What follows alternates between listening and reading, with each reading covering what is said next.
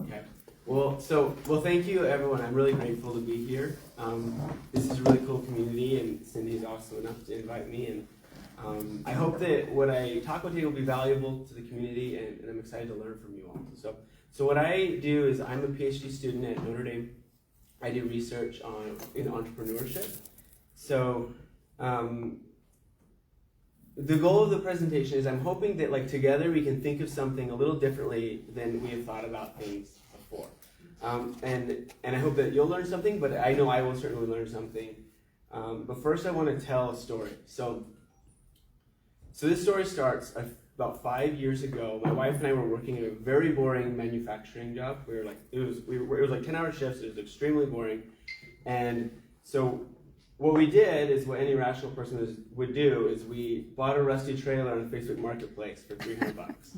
So what really happened is my wife came to me with a few business ideas. She's like, I have an idea, which was awesome because I generally was the one coming up with all the ideas and bugging her with ideas. So it was awesome that she had one, and I was like, yes, we're going with this. So she had the idea. She used to work at a cupcake shop, and she thought, sometimes people love when we mix our cupcakes with ice cream, and so she's like, what if we made a whole business around that? And so that was our idea. We're gonna make cake shakes, is what we decided we'd do. And we were college students, so we didn't have tons of capital, so we thought, let's bootstrap this ourselves. So we bought this trailer, we found it for $300, we bought it, and that means we're all in, right? So, and then that's my grandpa. Luckily, he was from Montana. We were in Utah at the time. He drove 12 hours and stayed on our couch for a couple weeks. He's a retired contractor plumber, so he had the experience, he helped us. And we got started building this trailer so that we could then sell our business, prove the concept, and then eventually, our goal, we want to scale it. We needed a location. So we went to Lowe's many, many times. We started to put it together, and this was exhausting, right? So we would rest. It was work, sleep, and then the embarrassing thing is my grandpa, he's 70, and we would wake up and he was already out there working, and we're like, oh my goodness, we need to get up and go. So we worked. This is my wife. We didn't have any kids at the time. Now we have 2 little ones, but we had fun with it. It was a cool experience. It was really hard work, but it was really, really fun. And then here's just a few pictures. We got we were living. This house we lived in the basement apartment of this house. So we were newly married. We just had a little basement, 1 room, 1 bedroom basement apartment. And they were really nice. They let us use this house area to build. All the neighbors thought was a tiny home, but we were building a dessert trailer, putting it together, everything. We did make a lot of construction mistakes that we had to fix the next year, but we did our very best. Bought these blenders. They're usually $1,000. We found them for $300 a piece on KSL, which is the Facebook Marketplace. $3 for both, so we got a good deal. So, and then we had got to the point that's cute. where we had finished the trailer, and in the middle, a couple weeks before we had finished, I got a phone call from somebody. We had done a little bit of talking to people where our location would be, and they're like, "Hey, we have this big event coming up in, I think it was in middle of September, and we hadn't finished the trailer yet. They said, could you cater it? We're gonna have 300 people there. Could you cater it for us?" And I said yes, and then got off the phone and told my wife and grandpa, I was like, "Hey, we need to finish this fast," because I said yes. So we were working up against a deadline at this point, and the event was the next day. We finished the trailer the day before the event was, and we had still never made a cake shake before. So we were like, we need to figure this out. We had done a little bit of experimenting, but we hadn't really made it fully. We figured out we could stamp the cups. It was cheaper than buying stickers. The stickers cut into your margins quite a lot. Everything to get margins strong was super important to us. Stamped the cups, and we invited all of our neighbors over to come, and we would give them free cake shakes if they just gave us our feedback, and we could work through our logistics and process. And that night, we had people come over, they tried it. We had a line with free cups. Well, it was free. Our neighbors all came over. We had a line that just to get us understanding, okay, we're going to have this tomorrow. How are we going to handle this? Ended up hiring 2 of their daughters to help us the next day. And the event went okay, right? This is our first that event. looks great. Yeah, it was awesome. So I just shared this story, and then here's some pictures of the product. But this is it was a really fun experience for us. We no longer run this. We ended up selling this business, and now that's when I started my Ph.D. But I share this story, one, because it's fun and it's kind of funny, Entrepreneurship can be a fun experience and a good journey. But the other thing, it kind of sparked a little bit what I'm doing now, which is doing research in entrepreneurial well-being. So during this time, this was also like 2021, this is post-COVID. As we ran this business for about 2 years before we handed it off. And at this time, I was struggling a little bit with my mental health, and then it started to get worse, and I was struggling, and it was hard. And I remember that's when it dawned on me that in entrepreneurship, if the entrepreneur isn't doing okay, the business isn't going to do okay. That's right. And that's something that is unique to entrepreneurship, because if the CEO of Ford struggles for whatever reason, they'll just replace him with someone else. But with entrepreneurship, you not only carry the responsibility of running your business, but you also also have a lot of stress and a lot of pressure on yourself. But you also are the only person carrying that business. And if your well-being fails, health, mental, physical well-being, mental well-being, whatever, the business is also going to fail, which is lost value for you, but also lost value for society. So there's a lot of pressure on entrepreneurs. So that's why now what I do is I study entrepreneur well-being, and that includes health, that includes mental health, and a lot of the research projects kind of center around this. How can we sustainably grow a business, and also think about how our well-being is more of a tool to perform than just something to be, try not to degrade too much. So that's a little bit what I do, and you're okay. Yeah, I just want to check time. So that's the story. So what I'm hoping today is to together address a little bit of what is a problem in the academia practicing space. So what I want to do is learn from you guys. So here's a chasm. This is a big break, and this is more can be a discussion. So if anyone has thoughts, I'd love the thoughts from the community. So here we've got researchers studying entrepreneurship, trying to answer questions. I'll get into this a little bit in a minute. Over here in their own little world. And then we've got those who are over here doing what's going on, doing entrepreneurship.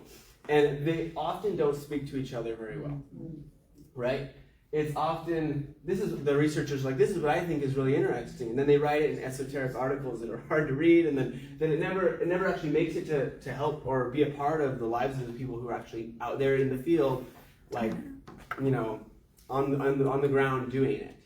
And that's something that I think is an important thing to address, and I'm looking for you guys' help, because what I'm doing, I've been in this world, and now I'm a little bit more in this world, but I don't think it needs to be so divided. So here's just these are some papers. This is over in the research side. That research has been done on entrepreneurial well-being. There's quite a lot. This first one is cool. It's basically they're finding that how much sleep you get at night affects how well you can recognize good opportunities in business. That's an interesting idea. That's an interesting idea. This is the recovery paradox. The idea of this is that when we're less recovered, more stressed out, we're actually less likely to do the things that help us to recover more. We're more likely to choose negative habits than positive habits. And then here's another one talking about how different types of stressors, whether you view your stressor as a challenge versus like a hindrance or a problem, affects how well you recover and how easily you can mentally detach from work at the end of the day. So these are a few papers that I think are good examples, and these might be the exceptions, but they may not be the right questions. They may not be exactly what is needed by those who are in the world actually running their businesses. What is actually needed there? They may or may not be, right? I think these people do a pretty good job, but it's not exactly, it may not be the exact right questions.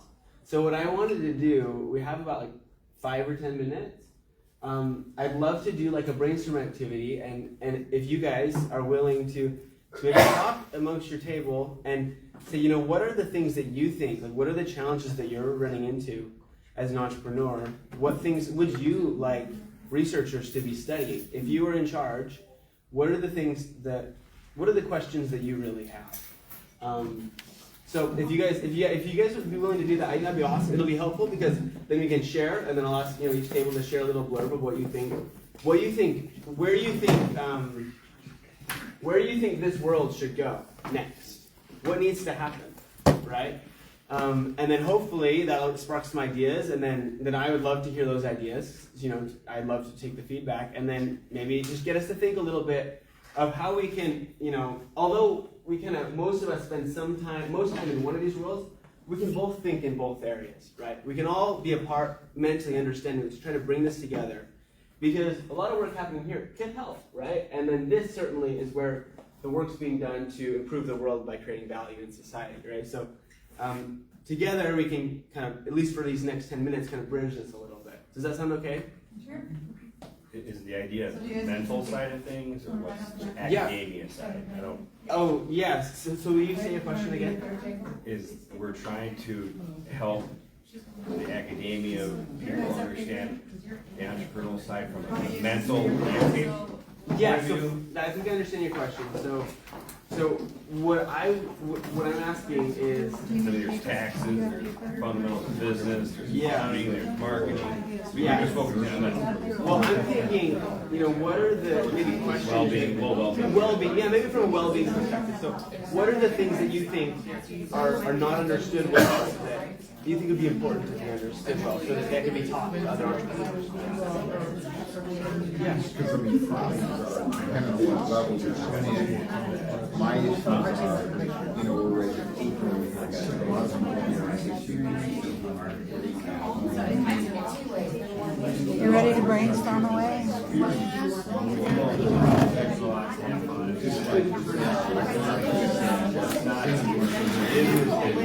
what do I have?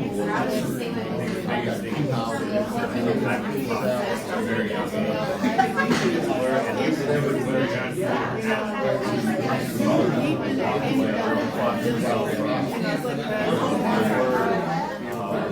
Whatever that is. Find a hobby. So many people don't have a hobby. They struggle with friends. Network probably.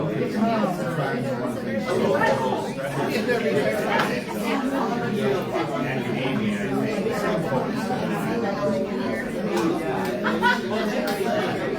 You got to try to study. you got to sit. I don't know if studies necessarily are reality. So I golf a lot, I love code, I love to do these things. That's but you get out and learn what's going on in your community, make friends, your new ideas.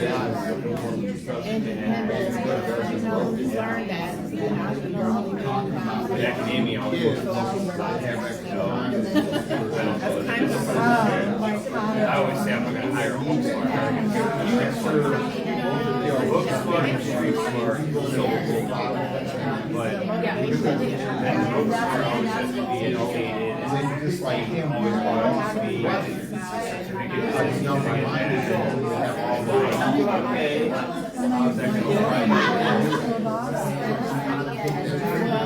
technical way,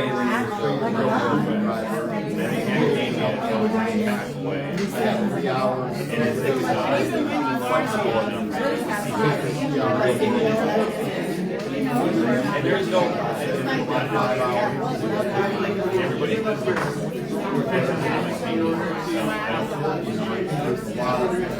Think about what? so when I get said, well, you're never working, you're looking at the other thing, but Okay, sweet. Thank you for handing out papers. Yeah, so I can kind of help. I was gonna bring some, but I forgot. That's okay.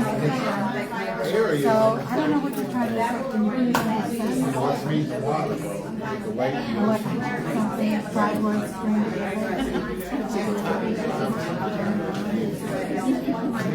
like what lifestyle, like how lifestyle Her back in the day, some of these entrepreneurs are like the way they develop. That was dry, slow. I say that's why I like to say, oh, you have a side That's where skills are. what do I have to do? What did I get to do? She doesn't need. If I gotta get up and work all, I gotta try to call it, try to write that down. I mean, but you can get this out, write down so you don't remember it. But I like to fall asleep. Is there a better time? $10 an hour, I gotta get done. Maybe have a side hustle, whether it's selling something, making something, buying something, it distracts your mind. I don't have a problem. I can fall asleep right now.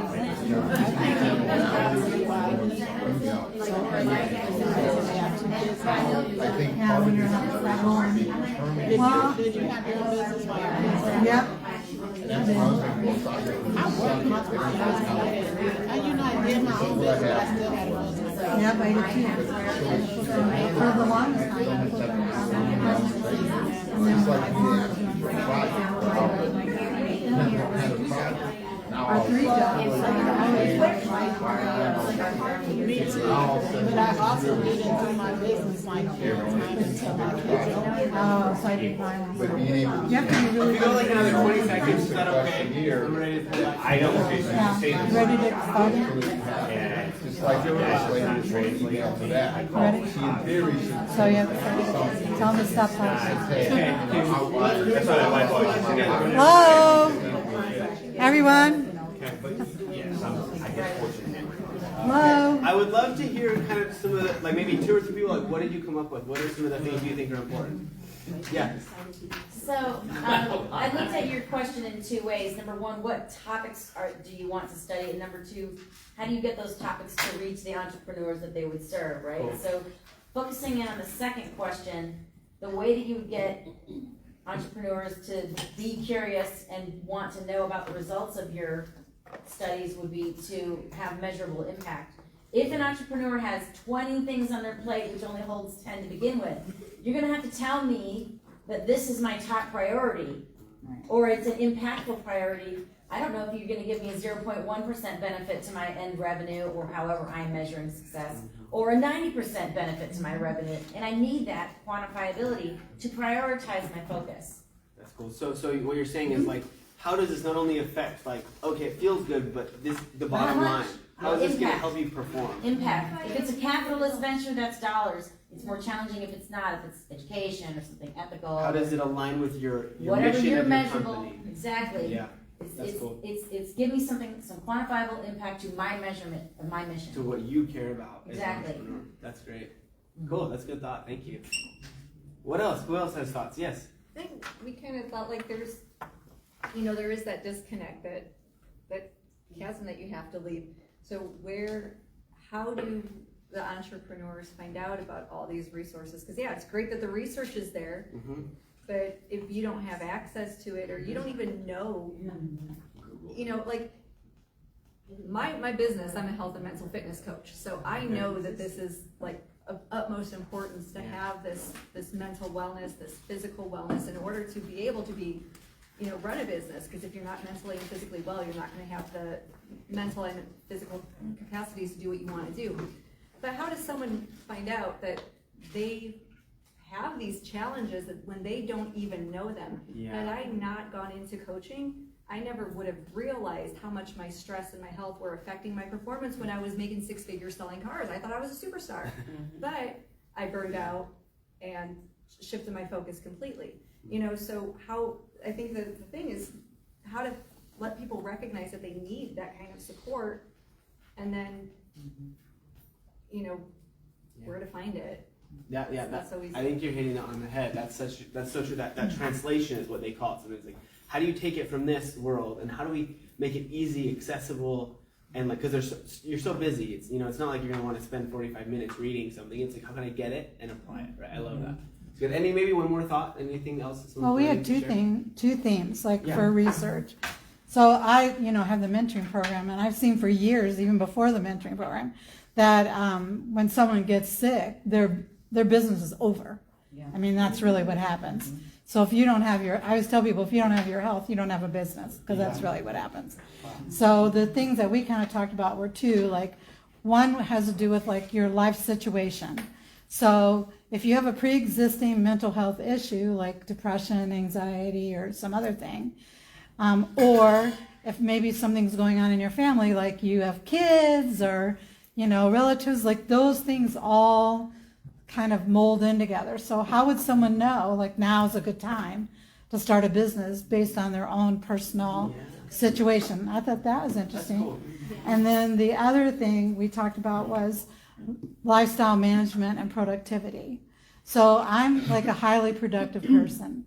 And so right now my husband's not well. So now that he's not well, I'm not as productive. So like how to take care of myself so that I can maintain that same level of productivity. Yeah. So I think that is a good area of Those are study. both really awesome, cool examples. Yeah, I love that. And I noticed when you're writing down, if you're willing to let me take pictures of your notes, or Oh, yeah, that'd be yeah. super helpful. Because you guys have these are great ideas. And I want to share a quick metaphor with you guys and see if it helps or see if it sparks any thoughts, new thoughts, or discussions. But I think a lot of times we think of our well-being as like a bank account. Like, tell me if you guys if you guys agree with this. Like, I'll kind of watch for nods, right? But it's like, okay, so we usually just don't want to be in the red, right? We usually call that burnout. Like, I don't want to burn out. I want to stay in the green. I don't want to have $0. I want to have at least $10, right? I don't want to lose. I don't want to run out, because that's bad, right? But so let's think of this. Is that really the best analogy for entrepreneurship and well-being? And I want to think about it for a second in terms of like an engine of a car. And you kind of alluded to this. What was your name again? Sorry. Liz, yeah. I think you kind of alluded to this, and I think that was great. When you're driving a car, your goal, it's true you don't want to break down on the side of the road. But is that your only goal? Not really. Usually your goal is not to avoid breaking down. Usually your goal is you want to perform, especially if you're like in a performance world like entrepreneurship. You want to perform. So maybe thinking about this, if we think of our body, our mind as like an engine, we don't want to just avoid burning out. We want to avoid making the assumption that it's just linear, that it's, if I'm in the green, I will perform equally well no matter what. But as we go up in terms of well-being, it's possible to become more effective. And that's just something to think about. And I don't know if we have a lot of time left, but you're okay. maybe you can take a minute. Maybe we'll take like 1 minute. And if you want, you can discuss as a group. Do you think about your health as a bank account, or do you see yourself as an engine? And if you, or do it at different times. When you think about it, when you think of your health as like an opportunity, a resource to perform, how does that impact you in different ways? We'll take like maybe 30 seconds. You can chat if you have any thoughts with your group. Yeah. So are you a bank? Well, so right now I'm like a PhD student. So I'm like trying to learn research, do research, and that's like kind of maybe So maybe we'll have a little bit of time.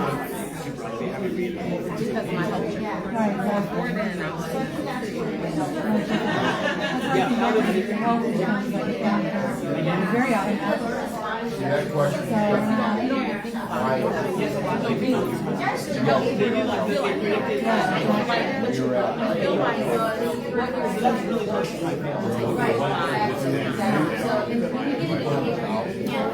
Talking about car racing, or talking about a 10-team operation as 12 cars in every track. I don't, one person, one man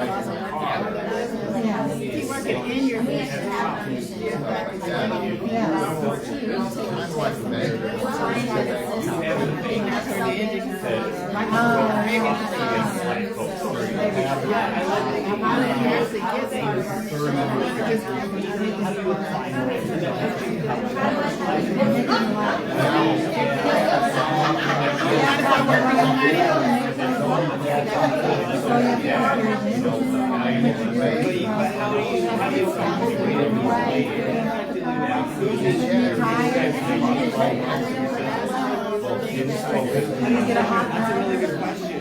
Because I think a lot of what with these people, I agree with they'll leave it as they are through well-being.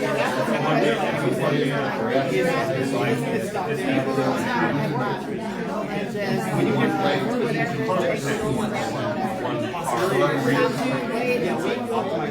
you can get it a lot further. I think not only is it going to help you like live 5 years longer, but it's also going to help you.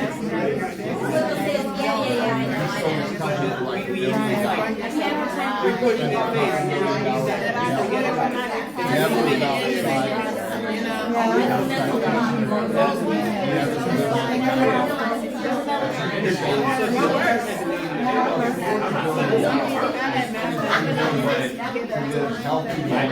The phrasing of the question is sounds one person yeah, solo. You don't have it. I mean, you and I are from even if you are, you know what it's like to say, you still get up to do it. Their age is